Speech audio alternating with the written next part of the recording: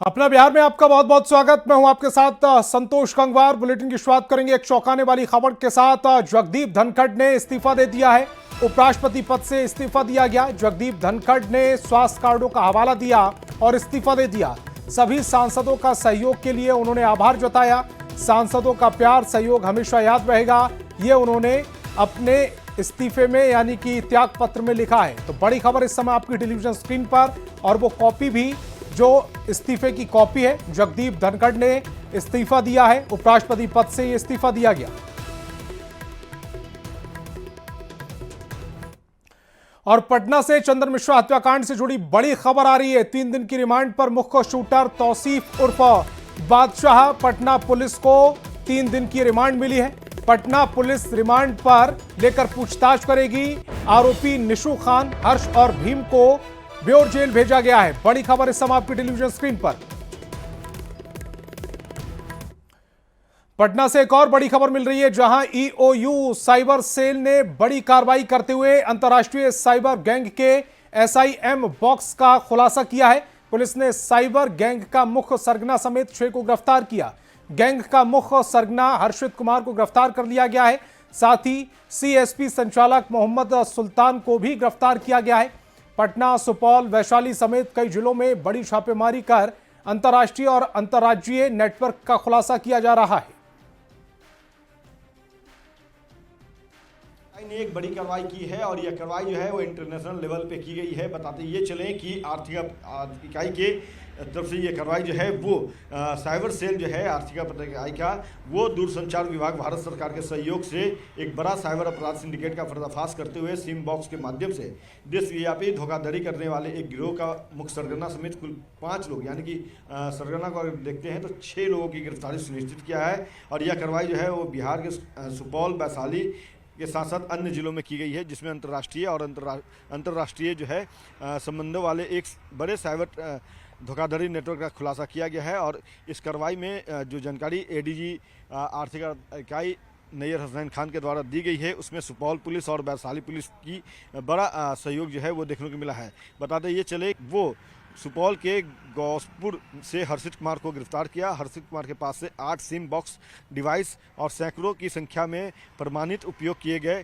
और अनुपयोगी सिम जो कार्डेज है, कई बैंकों के passbook, ATM card, credit card बरामद किया गया है। जांच में सामने आया कि जो ये हर्षित है यह इस पूरे रैकेट का मास्टरमाइंड है कि इन सिम बॉक्स के माध्यम से 10,000 से अधिक फर्जी कॉल एक दिन में किए जा रहे थे, जिसका इस्तेमाल विभिन्न प्रकार से साइबर अपराधों के अंजाम देने के लिए किया जा रहा था। इससे दूरसंचार विभाग भारत सरकार को भारी राजस्व की जो क्षति है वो भी हो रही थी, जिसका आकलन किया जा रहा है। कहते हैं कि एक बड़ा कार्रवाई जो है वो साइबर यूनिट जो है आर्थिक अपराध इकाई इनके द्वारा किया गया है। और ये सारी की सारी कार्रवाई जो है वो नैयर हसनैन खान जो है एडीजी ईओयू, इन्हें जो सूचना प्राप्त हुई थी उसके आधार पर किया गया है।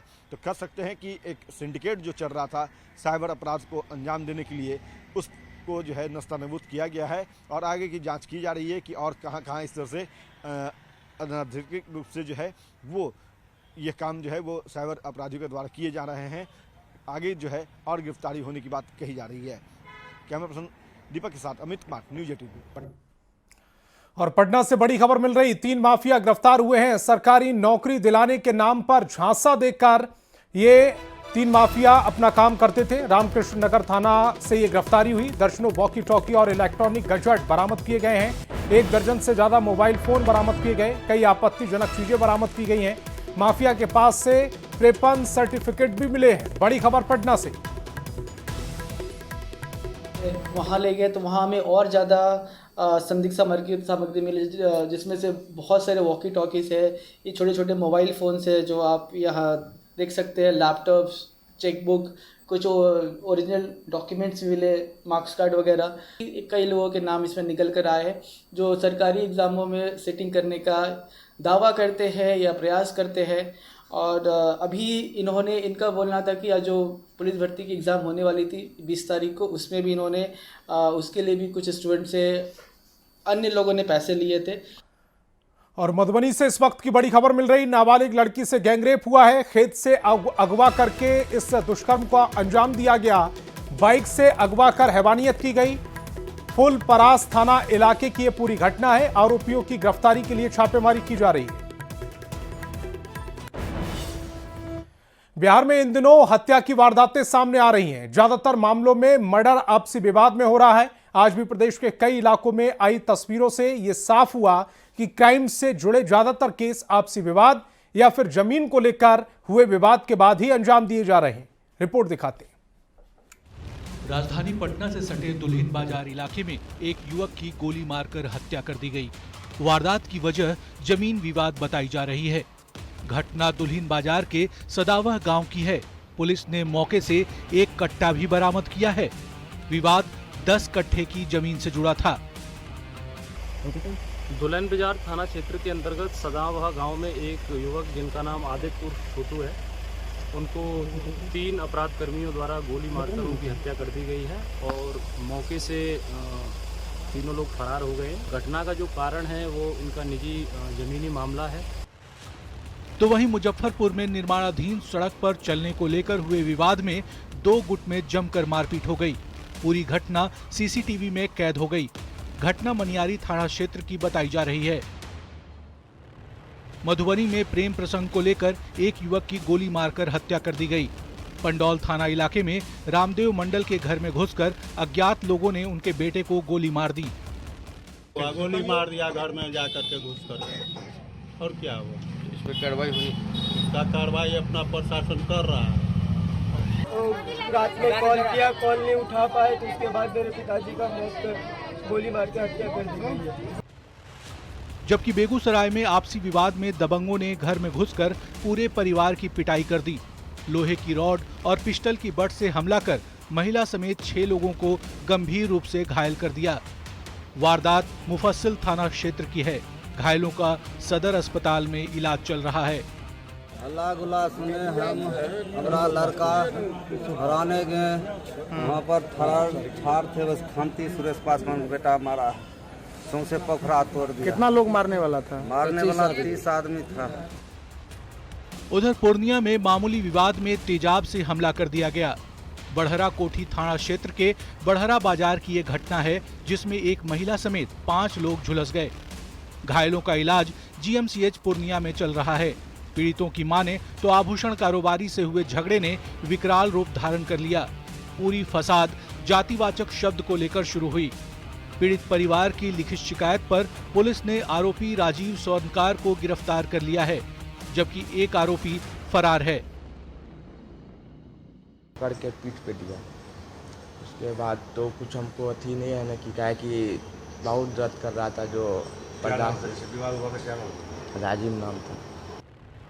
जाहिर तौर पर बिहार के कई इलाकों से आई तस्वीरें आपसी विवाद में वारदात की वजह बनी हैं। पुलिस आरोपियों की सरगर्मी से तलाश कर रही है। Bureau report, news 18। और वैशाली जिले के पासवान चौक पर 3 बाइक सवार बदमाशों ने दाल फैक्ट्री के मुंशी सुवेद साहा से 6,40,000 रुपए लूट लिए और गोली मार दी। मुंशी अपने सहयोगी के साथ बैंक जा रहा था।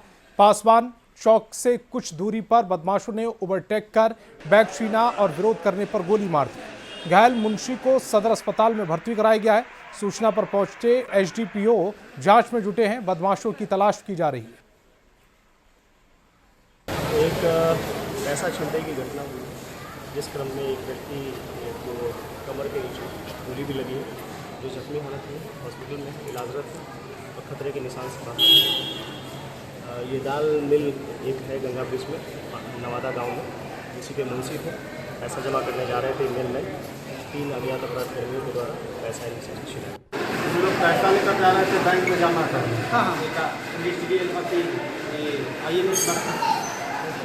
इंडियन बैंक में पैसा लेकर जा रहे थे जमा करने। एकाएक पीछे से आएगा, रुका दिया गाड़ी रोकवा के चाबी लेकर गिरा गिरने के क्रम में पैसा निकाला। पैसा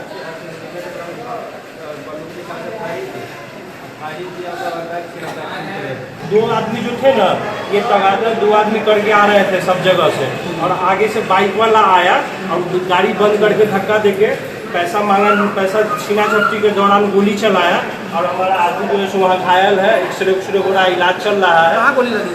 गोली लगे है यहाँ पे जांग के पास। कितना पैसा 6,40,000 के आसपास था। और दरभंगा पुलिस ने एक अंतर्राष्ट्रीय डकैत गिरोह का पर्दाफाश किया जो नेपाल से भाड़े पर डकैत बुलाकर भारत में वारदात को अंजाम देता था। सीमाएं खुली होने का फायदा उठाकर डकैत दरभंगा और मधुबनी में डकैती कर तुरंत नेपाल भाग जाते थे। लूट का सामान गिरोह के सरदार को सौंपा जाता था और नेपाल में ही बेचा जाता था। गुप्त सूचना के आधार पर गिरोह के मुख्य सहयोगी विपिन पासवान को मधुबनी के फुलपरास से गिरफ्तार किया गया। उसने दरभंगा में 4 वारदातों में संलिप्तता स्वीकारी है। गिरोह के अन्य सदस्यों की तलाश जारी है। टेक्निकल तरीके से उपयोग करते हुए इन गिरोहों के पीछे पड़ी हुई थी। इनके पीछे पड़ते हम लोगों ने बहुत सारे सूत्रों के द्वारा पता चला कि इसमें का एक जो सबसे मुख्य लाइनर है, जो कि डकैतों को, इनमें कुछ काम करने वाले लोगों को नेपाल से बुलाता है और यहाँ पे और पटना के अटल पथ पर एक पुलिस कैदी वाहन में रॉन्ग साइड से आकर स्कूटी सवार युवक को कुचला। हादसे में स्कूटी सवार गंभीर रूप से घायल है। स्थानीय लोगों ने घायल को तुरंत अस्पताल पहुंचाया। प्रत्यक्षदर्शियों ने बताया कि लोगों के रोकने के बावजूद कैदी वाहन का ड्राइवर वाहन लेकर भाग गया। घटना के बाद पुलिस मौके पर पहुंची और जांच शुरू कर दी गई। सीसीटीवी फुटेज के जरिए ड्राइवर की पहचान की जा रही है।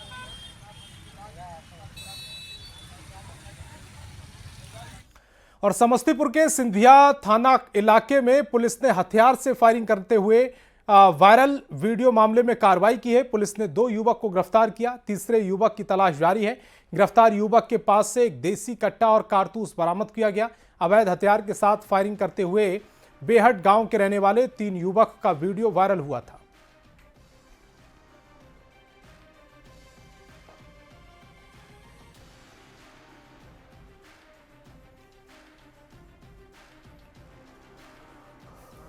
पुलिस ने लगातार छापामारी में 2 व्यक्ति, जिनका एक का नाम नंदू राय है और दूसरा का नाम मनीष राय है, की गिरफ्तारी सुनिश्चित कर ली है, जिनके पास से एक देसी कट्टा और एक गोली वो बरामद हुई है। साथ ही साथ इसमें एक अभियुक्त जो है, जिनके विरुद्ध लगातार छापामारी की जा रही है।